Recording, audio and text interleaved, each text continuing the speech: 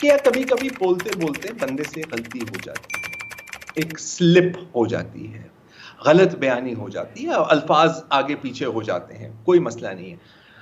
یہاں یہ نہیں ہوا، اگر آپ سنیں اسے، پہلے کہتے ہیں مار دیا، پھر اس کو کریکٹ کر کے کہتے ہیں شہید کر دیا۔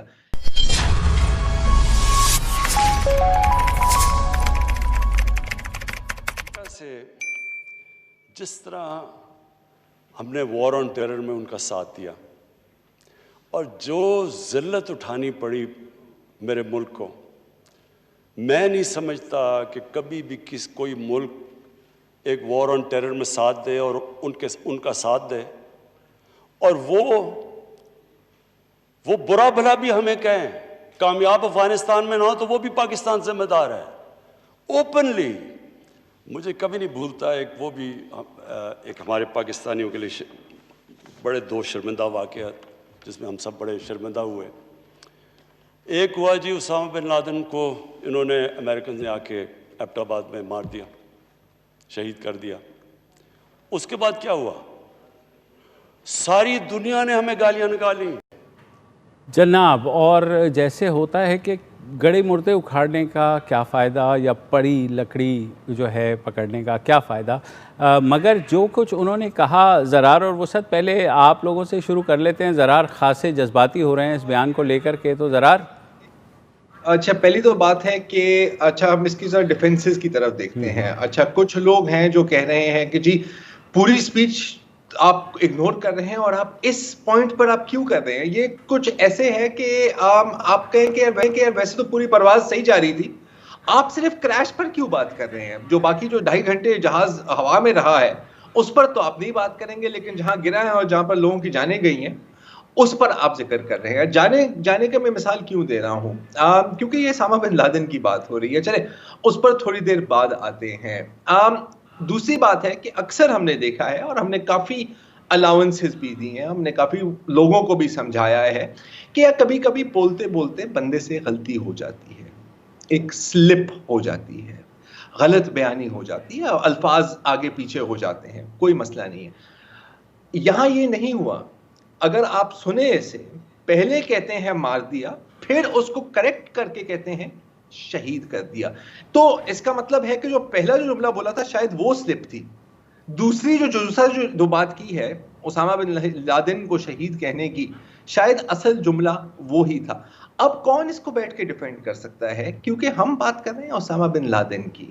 اچھا، اب آپ لوگ یہ بھی کہہ رہے ہیں کہ سر لیکن وہ تو امریکہ کا دشمن تھا، ہمیں کیا مسئلہ ہے؟ ٹھیک ہے، بالکل 9/11 ہوا، آپ مانیں یا نہ مانیں یا جو بھی آپ سمجھیں، ان کی اپنی القاعدہ نے بھی اس کی رسپانسبلٹی لی ہے، لیکن یہ وہ شخص ہے، بدقسمتی سے کہنا پڑتا ہے، جس کی تنظیم القاعدہ نے سینکڑوں پاکستانیوں، سینکڑوں مسلمانوں کو، پوری مسلم امہ میں صرف پاکستان کی بات نہیں کر رہا، قتل کیا۔ اس میں سویلین سے لے کے فوجی، ریڑھی والے سے لے کے جرنیل اور سیاستدان، بزرگ، بچے، خواتین شامل ہیں۔ اس جو اسٹیٹمنٹ کو میرا خیال ہے کچھ 6 گھنٹے تو ہو گئے ہیں تقریباً، کوئی کسی نے کوشش نہیں کی کہ اس کی وضاحت آئے کہ نہیں جی وہ منہ سے بات نکل گئی، وہ بھی میں ماننے کے لیے تیار تھا۔ اس طرح کے پہلے جو 50 جملے اس طرح کے ہم نے سنے ہیں، غلطی ہو جاتی ہے، سلپ ہو جاتی ہے، ماننے کے لیے تیار ہیں، سب مان لیے، اس پر آپ کیا کہیں گے؟ جی میں تو یہی آپ سے سوال پوچھنا چاہ رہا ہوں کہ یہ ہم کیسے جسٹیفائی کر سکتے ہیں اس طرح کی سٹیٹمنٹ؟ آپ ابھی انڈین میڈیا کا حال دیکھیں تو وہاں پر تو مطلب پٹاخے پھٹ رہے ہیں نا، اور ظاہر ہے آپ نے ایک پلیٹ میں ان کو ایک چیز دی ہے، کس سے وہ تو کہیں گے سر ہم تو ہمیشہ سے کہتے تھے یہ تو ہے ہی دہشت گرد، یہ تو سرپرستی ہی کرتے ہیں دہشت گردوں کی، اور آپ کے وزیر اعظم نے ایوان میں اسامہ بن لادن کو شہید کہا ہے۔ This is an insult to all the Pakistanis who have died at the hands of Al-Qaeda۔ اب میں اس پہ مذاق نہیں کرنا چاہ رہا، میرے لیے یہ کوئی ہنسی کی بات نہیں ہے۔ جی وسعت۔ جی میرے لیے تھوڑا سا میں سنجیدگی سے اس بات کو لوں گا جو آپ نے فرمایا ہے، لیکن تھوڑا سا ظاہر ہے مذاق نہیں کے بارے میں شروع سے جو کہتا ہے نا روز اول سے، وہ اب بھی کہوں گا کہ دیکھیں آپ نے کہا نا کہ پہلے انہوں نے کہا کہ اسامہ بن لادن ہلاک ہوئے اور پھر اسے کریکٹ کیا کہ وہ شہید ہو گئے. تو میں اسے سلپ آف ٹنگ کہوں گا.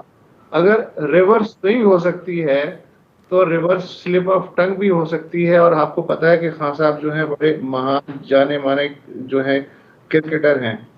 دوسری بات یہ ہے کہ خان صاحب اتنے مصروف ہیں اور اتنے پری آکوپائڈ ہیں کرونا اور غیر کرونا مسائل میں کہ اکثر الیکٹرولائٹس کا مسئلہ بھی ہو جاتا ہے کہ آدمی کے اندر جو ہے الیکٹرولائٹس جو ہیں وہ ایک خاص لمحے میں گڑبڑ ہو جاتے ہیں جس کی وجہ سے اس کی جو ججمنٹ ہے وہ ادھر سے ادھر ہو سکتی ہے. یہ ہم سب کے ساتھ ہو سکتا ہے, خان صاحب کے ساتھ بھی ہو سکتا ہے, آخر وہ بھی انسان ہے. تو ہو سکتا ہے کہ جب وہ تقریر کر رہے ہوں, مثلا یہ بڑے صلاحیت کی بات ہے کہ کرونا سے اچانک امریکی خارجہ پالیسی اور امریکی خارجہ پالیسی سے جم کر کے اچانک پھر اسامہ بن لادن پہ پہنچ جانا, تو مجھے لگتا ہے کہ ان کے جو انالیٹیکل الیکٹرولائٹس ہیں وہ متاثر ہو سکتے ہیں. ہم سب کے ہوتے ہیں, خان صاحب کے بھی الیکٹرولائٹس متاثر ہوئے ہوں گے.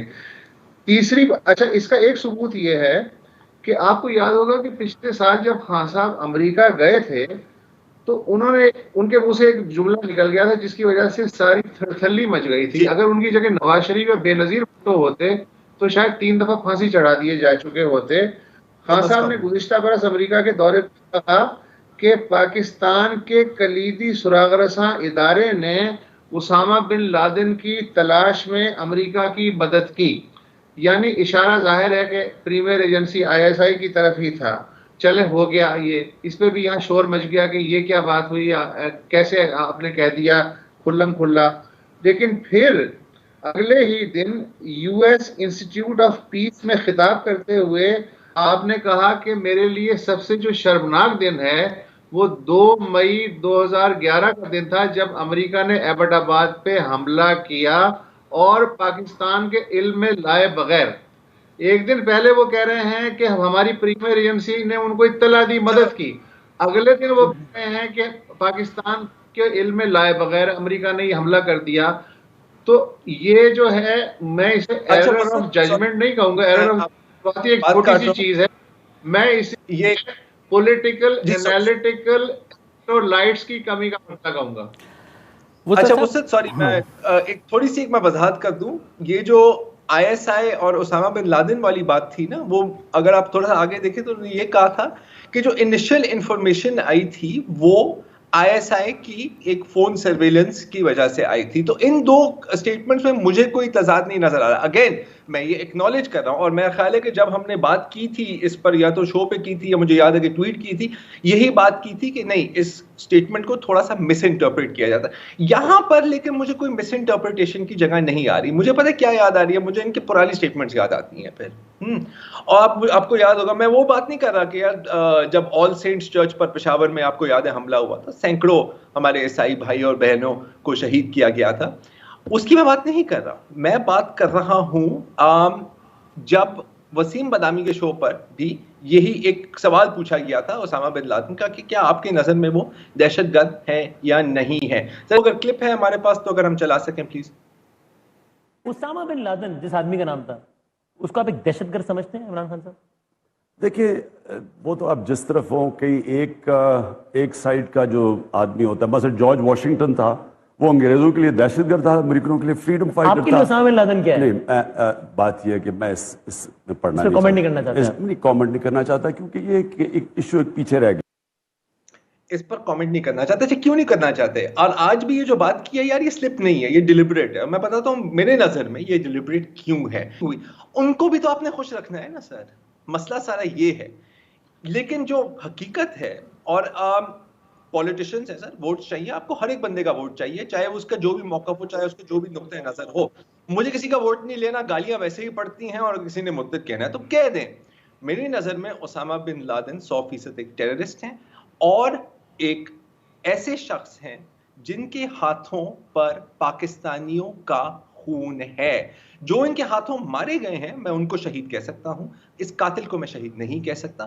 نہ ہی یہ برداشت کیا جا سکتا ہے کہ کوئی بھی اس ملک میں بیٹھ کر, جب جماعت اسلامی کے سربراہ نے ایسی کوئی ملتی جلتی بات کی تھی, آپ کو یاد ہے ہم نے کیا کہا تھا اس کے اوپر؟ سب نے کہا تھا. اس بار آج بھی میں وہی بات کروں گا. ذرا مسئلہ یہ ہے کہ دیکھیں جو پچھلے انٹرویوز ہیں جب وہ اپوزیشن میں تھے یا ایم این اے نہیں تھے تو اس وقت تک یہ چیز ٹالریبل ہو سکتی تھی, آپ کی ذاتی رائے ہو سکتی تھی.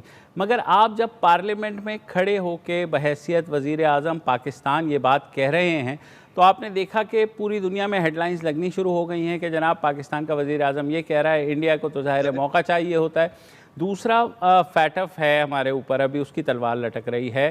اس کے علاوہ جو ابھی یو ایس کی رپورٹ آئی ہے 2 روز پہلے, بالکل اسٹیٹ ڈپارٹمنٹ کی, تو میرے خیال میں خان صاحب کو جو ہے تھوڑی سی احتیاط, تھوڑی کیا میرے خیال میں زیادہ احتیاط کرنی چاہیے کہ جب آپ پالیسی بیان دے رہے ہوں تو ضروری نہیں ہے. اب یقین کریں میں نے آگے بھی سنا, میں ہمیشہ سے حامی رہا ہوں خان صاحب کی جو یہ بات ہے کہ پاکستان کو وار آن ٹیرر میں امریکہ کی نہیں جانا چاہیے تھا. بالکل I agree with them, drone حملے ان وارنٹڈ تھے, وہ نہیں ہونے چاہیے تھے. مگر خان صاحب کی حالت میں صرف آپ کو بتا رہا ہوں کہ اگلے اس سارٹ کے بعد جو انہوں نے فرمایا, اس کے بعد انہوں نے کہا وہ جب ان پہ حملہ ہوا تھا کیا تھا, وہ انہوں نے ادھر ادھر دیکھا, پھر کہا 2010. میں ویسے ایک بات بتا رہا ہوں کہ خان صاحب کو اگر فورن پالیسی چیلنجز یہ بھی دیکھنے چاہیے کہ اس وقت کیا ہیں ہمارے, کیا اس وقت آپ ایسے ان ریلیٹڈ قسم کے بیان دے کر کے آپ کیا چاہ رہے ہیں. آلریڈی بڑی مشکل سے ہمارے اوپر سے یہ ٹھپا ہٹا ہے کہ ہم ٹیررسٹ کو سپورٹ کرتے تھے, اور جس طرح سے پاکستانی فوج نے یہ جنگ لڑی ہے دہشت گردی کے خلاف, اس کی مثال پوری دنیا میں کہیں نہیں ملتی. تو خدا کے لیے ان شہید افسروں, جوانوں اور جو پاکستانی اس پورے 15-20 سال میں شہید ہوئے ہیں غلط پالیسی کی وجہ سے, ان کو کم از کم اس طرح بے عزت نہ کریں کہ آپ کہیں کہ اسامہ بن لادن جو ہیں وہ شہید ہیں. بہت افسوس کی بات ہے. ایک بریک لیتے ہیں, بریک کے بعد واپس آتے ہیں.